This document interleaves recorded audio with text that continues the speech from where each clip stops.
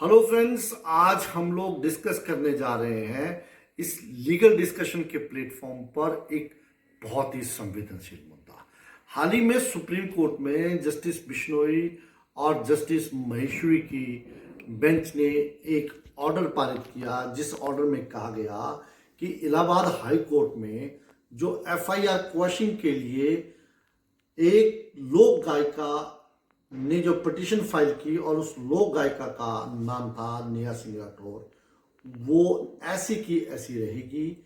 ना ही हम Allahabad high court के उस ऑर्डर में कोई इंटरफेयर करेंगे, ना ही इस ऑर्डर को बदलेंगे, क्योंकि जो नेहा सिंह राठौर ने जो कृत्य किया है उसे ट्रायल कोर्ट में साबित करना है कि उसने वो गलत नहीं किया है। दोस्तों, मैं इस मुद्दे को समझाता हूं आपको एक एक करके। पहले मैं चंद सवाल आपके साथ करता हूं। क्या कोई आपके देश के खिलाफ या कोई हमारे इस देश के खिलाफ, जिसका नाम हिंदुस्तान है, भारत है, उसके खिलाफ कोई यदि अनाप शनाप बोलता है, उस देश के चुने हुए यशस्वी प्रधानमंत्री श्री नरेंद्र भाई मोदी पे कुछ अनाप शनाप टीका टिप्पणी करता है, वो भी उस समय जब पहलगांव जैसे मुद्दे इस देश में, पहलगांव जैसे आतंकवादी हमले होते हैं और ये लोग सो कॉल्ड ग्रेट लोग अपनी अपनी सत्ता में जमाने की कोशिश करते हैं और अपनी अपनी उसके नाम पे दुकान चलाने की कोशिश करते हैं, तो क्या इन लोगों को बख्शा जाना चाहिए? क्या ये लॉ से ऊपर है? क्या कानून इनके लिए नहीं बना हुआ है? क्या ये कानून के दायरे में नहीं आते हैं? फ्रेंड्स, कहा जाता है no one is above the law. फिर नेहा सिंह राठौर लॉ से ऊपर कैसे हो सकती है? हाँ, ये प्रश्न हम आज सबसे पूछ रहे हैं। क्या कोई भी लोक गायिका, कोई भी सो कॉल्ड ग्रेट जो ये सेलिब्रिटी होता है, जो खुद को कहता है कि मैं बहुत बड़ा सेलिब्रिटी हूं, क्या वो लॉ से ऊपर हो सकता है? यदि वो सेलिब्रेट है, क्या वो नरेंद्र भाई मोदी जैसे प्रधानमंत्री को गाली दे सकता है? क्या इस देश के प्रधानमंत्री को गाली दे सकता है? गृह मंत्री को गाली दे सकता है? और वो भी उस समय जब पहलगाम जैसे हादसे होते हैं।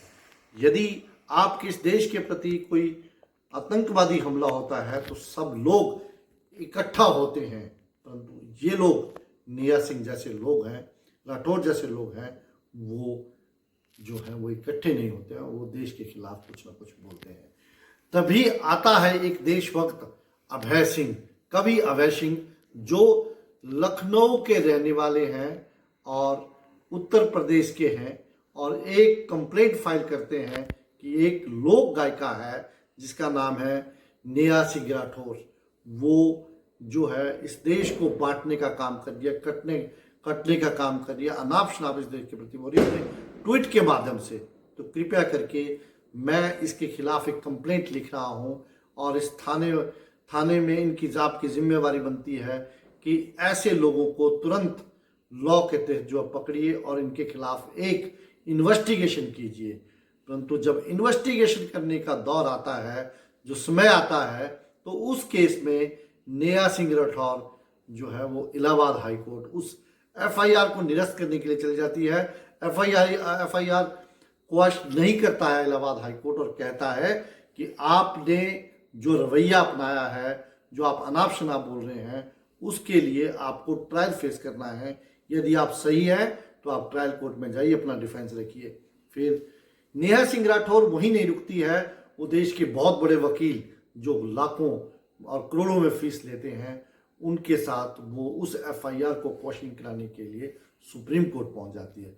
सुप्रीम कोर्ट कहता है मैं दखलंदाजी नहीं करूंगा, क्योंकि आपके खिलाफ जो सेक्शंस लगे हैं वो क्या क्या हैं, आइए इनके बारे में हम लोग क्रमबद्ध तरीके से चर्चा करते हैं। इसमें सबसे पहला, उत्तर प्रदेश की पुलिस ने ये जो पूरा एफआईआर लिखी गई है, ये सबसे पहले धारा बीएनएस 2023 की धारा 196 देश के विरुद्ध षड्यंत्र रचने के लिए, 197 राज्य के खिलाफ युद्ध छेड़ने के लिए, 152 राज्य के विरुद्ध युद्ध की तैयारी करने के लिए, और 353 सार्वजनिक शांति भंग करने का उद्देश्य, और आईटी एक्ट की धारा 69A के तहत राष्ट्रीय सुरक्षा के लिए एक सूचना अवरोध के अंतर्गत मुकदमा दर्ज किया। इसके उपरांत कई अन्य ऐसी धाराएं हैं जो संवेदनशील हैं। तो क्या अब इस सुप्रीम कोर्ट के वर्डिक्ट आने के बाद नेहा सिंह इन्वेस्टिगेशन ज्वाइन करेगी या कर ली है, ये आप सबको नेहा सिंह राठौर से पूछना है कि आप इन्वेस्टिगेशन कब ज्वाइन कर ली है। अगर कर ली है तो इसका क्या नतीजा होने वाला है। मुझे तो लगता है कि एक फेयर इन्वेस्टिगेशन होगी। यदि नेहा सिंह राठौर इन्वेस्टिगेशन ज्वाइन करती है, अपना डिफेंस पैदा कर दिखाती है, तो वो छूटेगी। अगर डिफेंस उसका सही नहीं होगा तो जेल जाएगी। ये था दोस्तों मेरी आज की इन्फॉर्मेशन। मुझे लगता है आपके इन्फॉर्मेशन अच्छी अगर काम आ रही है तो प्लीज़ इसको शेयर कीजिए, लाइक कीजिए और मेरा चैनल सब्सक्राइब कीजिए। Thank you so much.